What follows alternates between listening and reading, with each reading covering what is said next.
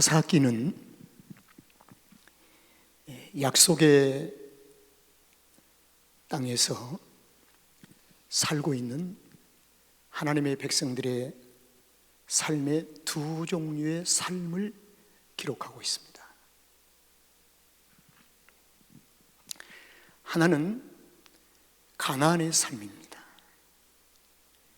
그리고 하나는 축복의 삶입니다. 이 두 개의 삶은 동일하지가 않습니다. 약속의 땅에 들어오기 전에 신명기 27장에서는 두 개의 삶을 상징적으로 소개를 합니다. 하나는 그리심산, 하나는 에발산. 이 그리심산은 축복입니다. 그리고 에발산은 저주입니다. 그래서 이 가나안 땅에, 약속의 땅에 들어온 하나님의 이 백성들은 가나안의 삶과 축복의 삶을 400년 동안 역사를 통해서 우리에게 남기고 기록하고 있습니다.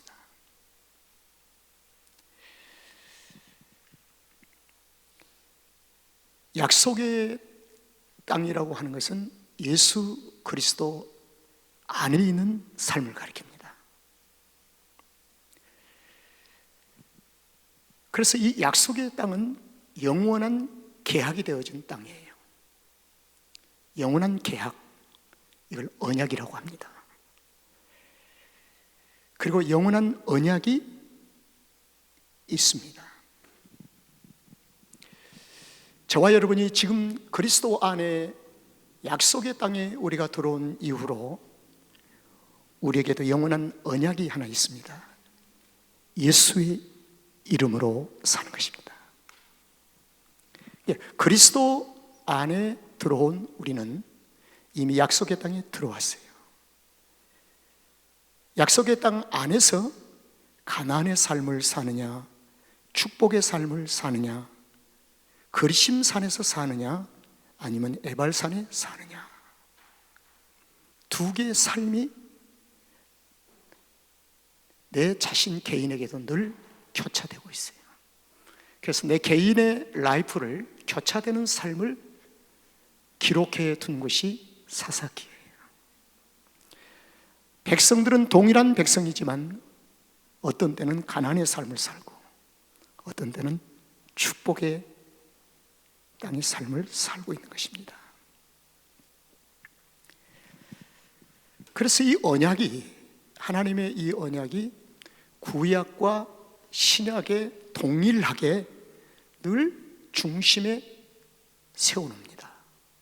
하나님의 약속의 땅 안에 있는, 그리스도 안에 있는 모든 공동체 안에 가장 중심이 이 언약입니다. 신약의 언약은 예수 그리스도, 그리고 구약의 언약은 오실 메시아 예수 그리스도. 이 두 개의 언약. 사사기 2장 1절의 말씀을 보면은 이 언약을, 내가 너희에게 세운 언약을 영원히 어기지 아니하리니, 언약을 하나님이 세우시고 하신 말씀이 내가 이 언약을 영원히 나는 어기지 않을 것이다. 폐기하거나 그리고 변경하거나 그것이 아니고 영원토록 동일한 그 언약을 결코 내가 버리지 아니하고 그 언약을 반드시 지키리라. 하나님은 신실하신 하나님으로 변함없이 그 언약을 하나님께서 지키신다. 그래서 사사기 2장에서 하나님이 말씀을 하셨어요. 내가 너에게 세운 언약을 영원히 나는 절대로 변개하거나 포기하거나 중단하지 아니하고 어기지 아니할 테니까, 그 말, 아니할 터이니까 이 언약을 바로 붙잡아라. 하나님의 이 말씀 자체에도 약속이, 언약이 들어있습니다. 여러분, 하나님의 택한 백성 곁에는 하나님의 언약이 결코 떠나지 아니한다. 언약이 떠나가지 않아요. 그래서 우리를 가리켜서 우리는 언약의 백성이라고 합니다. 언약 백성. 여러분, 믿음의 조상이 누구지요? 아브라함. 아브라함에게 주신 이 언약이 지금도 동일하게 모든 그리스도인 나에게까지 지금도 동일한 이 언약으로, 동일한 언약으로 히브리 기자는 증언을 합니다. 그 언약을 바꾸거나 더하거나 빼는 것이 아니라 믿음의 조상인 아브라함에게 준 언약이 지금도 너희 안에 동일하다. 이게 히브리 기자의 증언이에요. 여러분, 하나님의 주신 이 언약을 주실 때는 부족해서 보완하거나 너무 잘못돼서 빼거나 하는 것이 아니라 완전하신 그리스도, 완전하신 하나님이 예나 지금이라 다시 영원한 하나님의 나라가 이 땅에 임할 그날까지 그 언약은 우리 곁을 지키고 우리와 그 함께 그 언약이 동행한다는 사실입니다. 그래서요, 모든 그리스도인은 언약을 안고 살아가야 할 영적인 운명입니다. 이것을 버리거나 이것을 잠시 뒤로 미루거나 할 수가 없어요. 항상 동행을 해야 되는 것입니다. 그런데요, 성경은 하나님께서 세우신 그 언약을 하나님 편에서 어기지 아니하시고 만약 우리 편에서 그 언약을 어겼을 때는 어떻게 할 것인가? 언약을 어기면 전혀 주저함 없이 가난의 삶으로 가게 됩니다. 가난의 삶으로, 거리심산에서 에발산으로 가게 된다는 거죠. 왜 하나님은 사랑의 하나님이신데 왜 그렇습니까? 라고 묻겠지만 신구약 성경은 하나님의 사랑은 반드시 사랑에는 함께 한 소위 몸으로 동행하는 게 있습니다. 성품이 있어요. 그게 뭐냐? 공의입니다. 하나님의 사랑과 공의가 함께 갑니다. 하나님의 사랑이 적용되어지고 하나님의 공의가 적용되어진다. 그래서 사사기 1장부터 21장까지 400년 동안 사사기 역사 속에 그들의 백성들의 삶을 보면 하나님의 사랑과 공의가 적용됩니다. 그 역사예요. 여러분, 성경 전체에는 언약을 잘 지켜야 할 그리스도인들에게 끊임없이 거울을 주고 계세요. 거울 아시죠? 거울.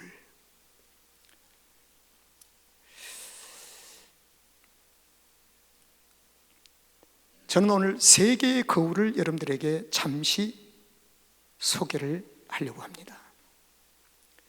이 거울은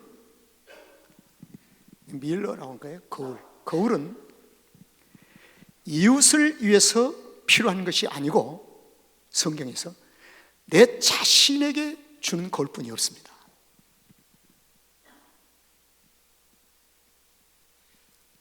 이 거울은 이웃의 얼굴을 비춰주기 위한 거울이 성경에 없어요. 내 자신을 에게 주시는 거울만이 있을 뿐이에요. 여러분, 이 거울은 정직합니다. 아주 정직해요. 거울을 들여다보면 자신을 정직한 것을 정직하게 볼 수가 있어요. 그래서 저는 세 개의 거울을 발췌해서 여러분들에게 소개하려고 합니다. 첫째로는 애굽 400년 거울, 두 번째 거울 광야 40년 거울, 세 번째 거울은 가나안 땅 400년 거울. 세 개의 거울에게는 중요한 하나님의 음성이 있습니다. 애굽 400년의 거울은 그리스도의 밖에 있을 때, 주님을 영접하기 이전에 그리스도의 밖에 있을 때 그 애굽 400년의 거울을 들여다보면 내가 보여지는 거예요.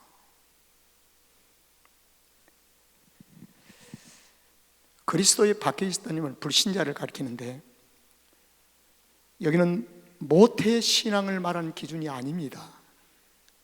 모태 신앙도 그리스도의 밖에 있는 사람들이 많아요. 대표적인 것이 요한복음 3장에서 니고데모입니다.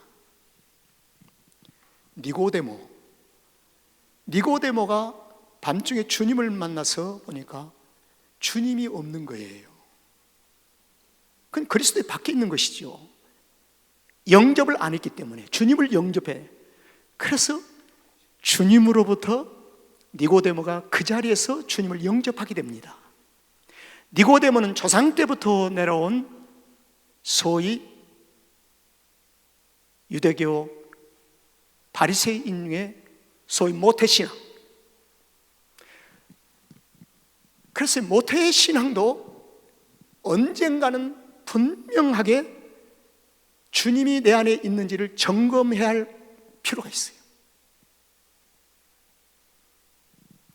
은혜 아래 있는 것뿐이지, 태어난 것뿐이지 안에 자신의 주님을 구주로 영접했는지를 묻습니다. 주님을 구주로 영접했는지. 그래서 애굽 400년의 거울을 들여다보니까 내가 주님 만나기 전에 걱정, 근심, 어디다 맡길 데도 없고 홀로 눈물, 탄식, 그저 묶여있고 고통, 눈물, 죽음이 보이는 거예요. 두 번째 거울은 광야 40년 거울이에요. 여기는 그리스도 안에 들어온 사람들입니다. 홍해를 건넜습니다.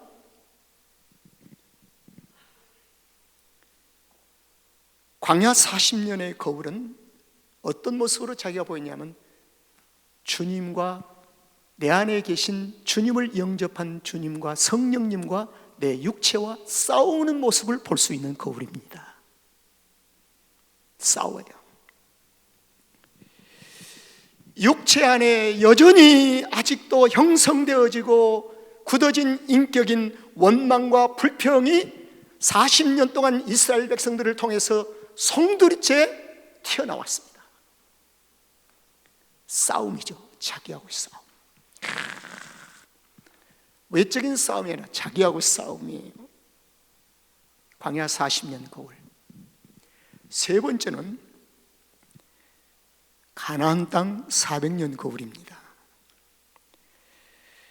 가나안 땅에 들어와서 보니까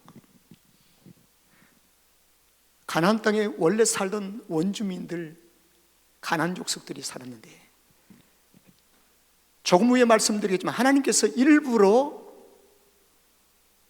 일부의 족속들을, 가나안 사람들을 여호와의 손에 붙이지 아니하시고 그대로 남겨두셨다고 그랬어요. 그대로 남겨두시고 그들이 남겨진 가나안 사람들이 이스라엘의 옆구리에 가시가 될 것입니다. 옆구리에 딱 두셨어요. 그리고 하나님이 때를 따라서 적절하게 그것을 허용하시고 사용하시면서 하나님의 언약을 지키는지 지키지 아니하는지를 하나님이 사랑과 공의로 보고 계십니다. 그래서 가나안 땅의 삶을 살고 있는지 축복의 땅의 축복을 살고 있는지를 볼 수 있는 거울이 가나안 땅 400년 거울이에요. 여러분, 이제 여기까지 이해가 되셨으면 오늘 조금 이제 설교가 쉽게 정리가 되고 마무리가 될 것입니다. 하나님께서 세우신 언약은 하나님의 자녀들의 삶입니다. 따라합시다. 언약은 삶이다. 지키고 말고 할 것이 아니라 언약은 삶이에요. 삶이에요. 그러면 신약에서 언약이 우리의 삶으로 받아들일 수밖에 없는 것은 우리는 그리스도와 함께 사는 것입니다. 주님과 함께 삶을 사는 거예요. 사는 것. 언약의 삶을 살고 있는지 하나님은 자신의 속성인 사랑과 공의를 가지고 매일매일 백성들에게 적용을 해보십니다. 적용하신다. 그래서 적용을 해보았더니 400년 동안 기록을 남겼으니 그 400년 동안 전체 기록을 보니까 적용하시는 결과를 기록한 것이 사사기라. 결과. 그러면 400년 동안의 사사기 속에서 자주 나오는 두 개의 단어가 교차를 합니다. 아주 참 재밌는 거죠. 읽다 보니까 태평. 오늘 제목이 나왔죠. 태평. 이게 사실은요, 평화인데요. 우리 개혁주의 성경에서는 태평으로 번역을 했어요. 태평. 그리고 또 가다 보니까 태평이 없어지고 그들의 손에 붙이셨느니라.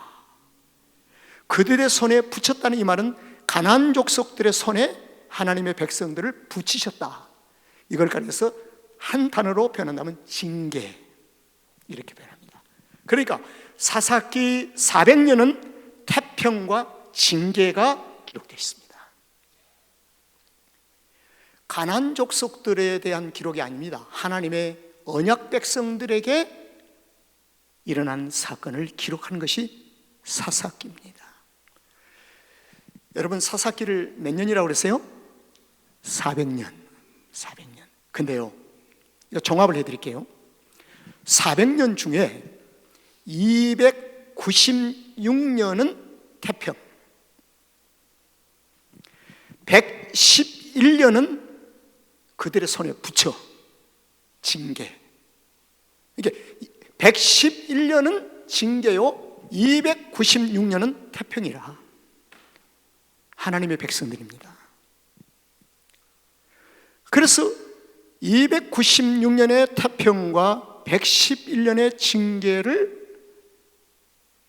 거울이라고 비유한다면 들여다보면 내게도 111년에 속할 때가 많았구나. 참 많았어요. 제가요. 참 많았어요. 부인할 수가 없어요.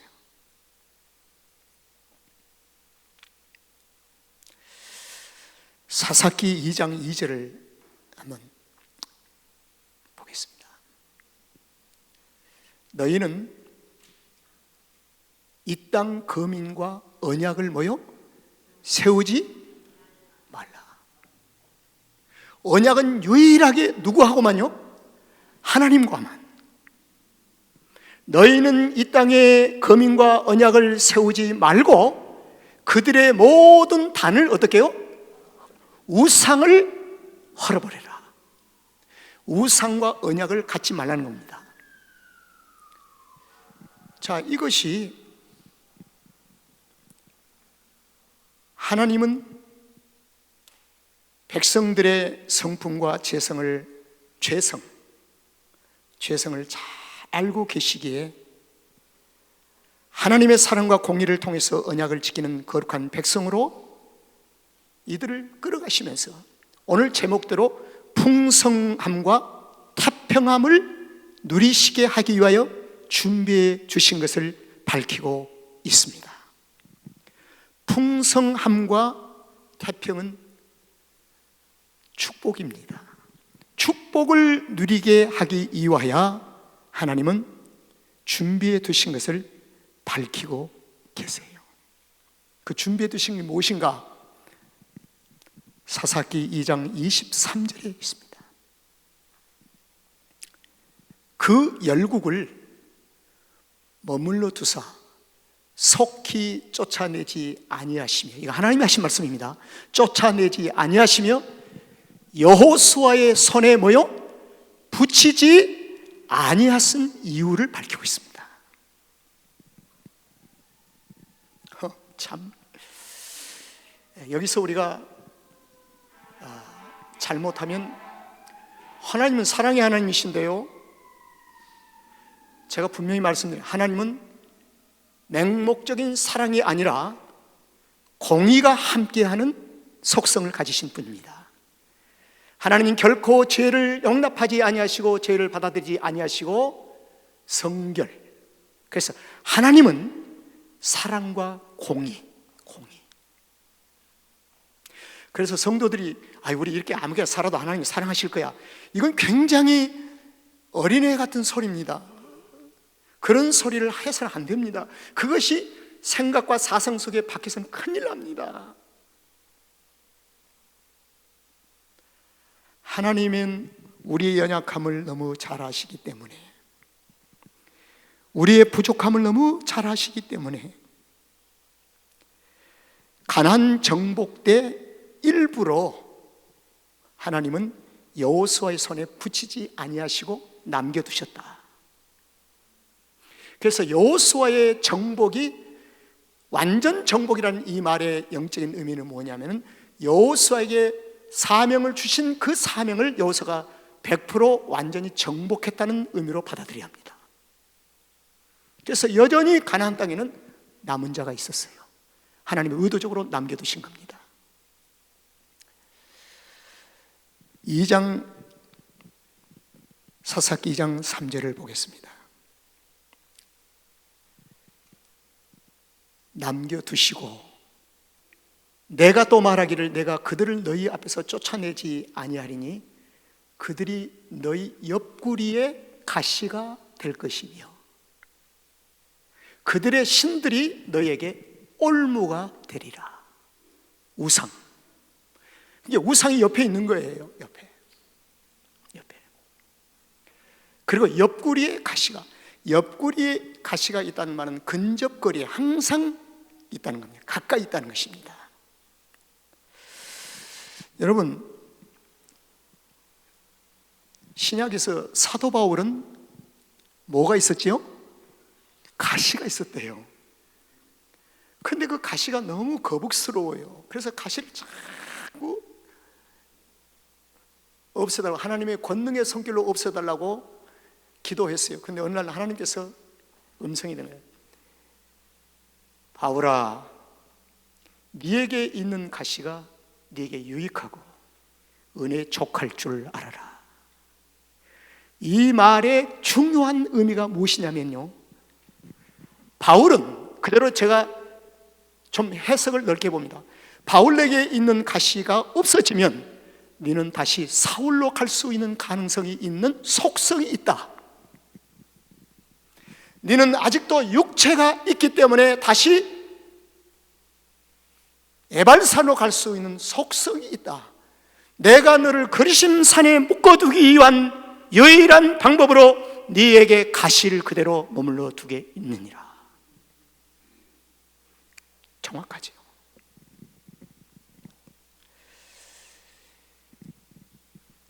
남겨두신 가나안인들과 끊임없이 싸움을 붙이시는 하나님.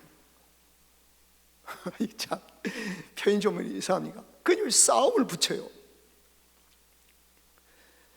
여러분, 표현이 좀 이상하다고 생각될지 모르지만 지금은 우리는 날마다 매일 싸워야 되지 않습니까? 바울은 날마다 자기 육체와 싸우지 않습니까? 호흡하는 것처럼 육체를 날마다 쳐서 복종시키며 싸워야 되지 않습니까? 싸움을 포기한다면 이미 정복당한 것이 아니겠습니까? 싸움에 대한 의식이 없다면 나는 이미 내 육체에 정복당한 사람이 아닌가요? 그렇습니다.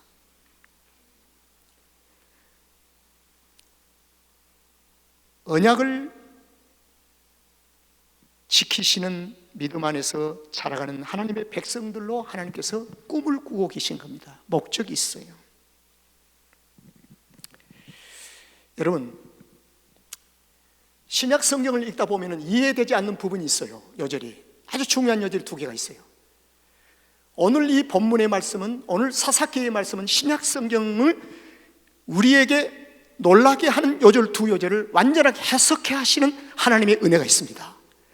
자, 그게 누가복음 12장 51절입니다. 우리 다 같이 한번 읽어보실까요? 시작.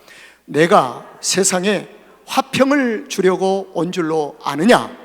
내가 너희에게 이르노니 아니라 도리어 뭐요? 분쟁케 하려고 왔다. 이걸 어떻게 해석하겠어요, 여러분들? 하나님은 화평하시는 하나님이시고 우리가 평안하게 오는데 분쟁케 하려고 오셨대요, 하나님 주님이. 이걸 어떻게 해석해야 돼요? 하나 더 보겠습니다. 마태복음 10장 34절. 다 같이 시작. 내가 세상에 화평을 주러 온 줄로 생각지 말라. 화평이 아니요 검을 주러 왔노라. 싸우게 하려고 왔다는 겁니다. 여러분, 이 요절을, 신약성의 두 요절을 해석해 하는 것이 오늘 사사기 말씀이잖아요. 왜 하나님이 너희의 옆구리에 가시를 두셨는가? 하나님의 거룩한 목적은 무엇일까요? 분쟁이라는 이 말은 분리를 가리킵니다. 화합하지 말라. 그들과 타협하지 말고 그들의 생각과 사상을 받아들이지 말라. 우상과 타협하거나 우상을 받아들이지 말라. 그래서 단을 헐라. 성경 우상의 단을 헐라고 가리키고 있습니다.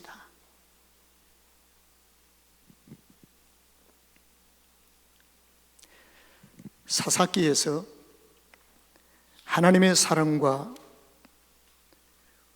공의를 유일하게 세워갈 수 있는 언약을 우리에게 가르치고 있습니다. 여러분, 이렇게 한번 정리를 해드릴게요. 이제 400년, 사사기 400년을 깊이 고찰해보면, 들여다보면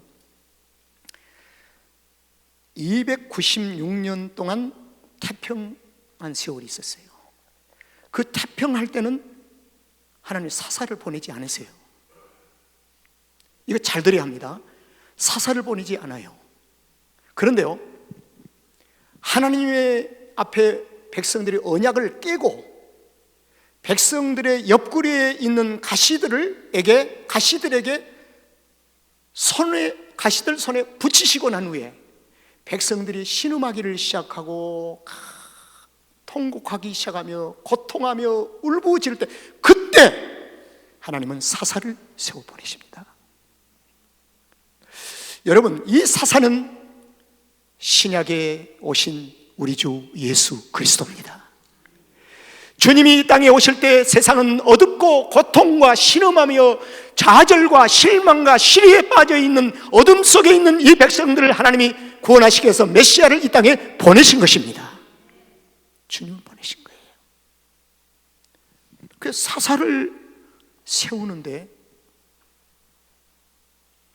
태평할 때 보내신 것이 아니라 꼭 고통하고 있을 때. 여러분, 출애굽기 1장에는 이런 말이 나와요. 이스라엘 백성들이 애굽에 산 지 오랜 세월 지난 후에 이런 성경 기자의 얘기가 나옵니다. 요셉을 알지 못하는 새 왕이 일어나서 애굽을 다스리니라. 이거 불길한 예감입니다. 이것은 이스라엘 백성들의 압제와 고통과 신음과 울부짖음을 끌어내신 겁니다. 그리고 난 후에 사사격인 하나님은 목동으로 있던 애굽의 왕자가 아닌 목동으로 400년 동안 시시콜콜하게 살았던 모세를 하나님이 부르셔서 그들을 구원하시니 이것이 사사기의 사사와 동일한 것입니다.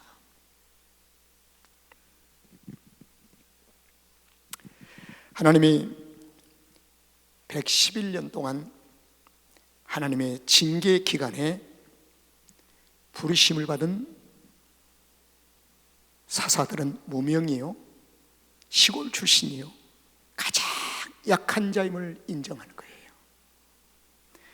부족한 사람을 들어서 강한 자를 부끄럽게 하시기 위해서 하나님이 사사를 부르신 거예요. 한결같이 사사들은 오늘날로 말하면 못 배우고 보잘것없고 나태하고 연약한 자들이었습니다. 볼품이 없는 자였습니다. 말구에서 오신 메시아, 낫사렛에서 무슨 선한 것이 나겠느냐? 우리를 구원하시기 위해서 하나님 보내심을 받은 메시아는 볼품이 없는 분이었습니다. 그래서 사사를 하나님 보내셔서 울부짖고 있는 자들을 구원해 주십니다. 그 사사는 구원자입니다. 구원해 주셨다. 그런데 사사기는 또 이 부분을 또 가리켜요. 그 구원자인 사사가 죽어요. 죽으면 어떻게 되는가? 곧바로 언약을 또 떠나버리고 말아요. 언약을 떠나요. 하나님을 떠나버리고 말아요. 그래서 111년이라는 세월이 엮어져 가는 거예요. 하나님의 다스리심을 거부한다. 여러분, 이 말씀을 한번 좀 깊이 들어보세요. 지금도 그리스도인들을 향해서 이렇게 합니다. 고범죄를 범하지 마십시오. 그 죄를 범하면 또 십자가 예수님을 못 박는 행위입니다. 뭐가 다를까요? 알고 의식적으로 알면서 그 죄를 또 범하면 다시 십자가에 예수님을 못 박는 행위입니다. 그 이상은 여러분들이 한번 깊이 성령께서 가르치신 대로 헤아리시길 바랍니다. 예수님은 다시 십자가에 못 박는 행위를 바울 서신서에서 얘기합니다. 다시는 메시아를 십자가에 못 박지 마라. 바울의 서신서의 주류예요. 풍성함과 태평을 누릴 수 있는 유일한 길은 한 가지 외에는 없습니다. 우리의 영원한 언약인 예수 그리스도 안에 완전히 속한 자로 사는 것입니다. 그리스도 안에 완전히 속한 자로 사는 거예요. 그러려면 어떻게 합니까? 하나님의 임재하심이 가장 강력하게 임하도록 나의 삶을 반응해 줘야 돼요. 강력하게 임하는 것은 어떤 것일까요? 홍해 바다를 건널 때 바다를 육지같이 건너며 그들이 양쪽의 물벽을 바라보면서 살아계신 하나님의 위대하심을 잡니다. 나는 아무것도 아니로되 한 것이 없는데 주님만이 위대하십니다. 출애굽기 15장에 주님만, 그 위대하심을 향하여 고백할 때, 전지전능하신 하나님을 고백할 때 하나님의 임재하심이 강력하게 임합니다. 하나님의 임재하심이 강력하게 임했을 때 저는 한국 사람도 아니고 어떻게 미국 사람들이 미네소타, 헌팅돈 비치, 얼바인 한결같이 또 교회들이 헌금을 하는가?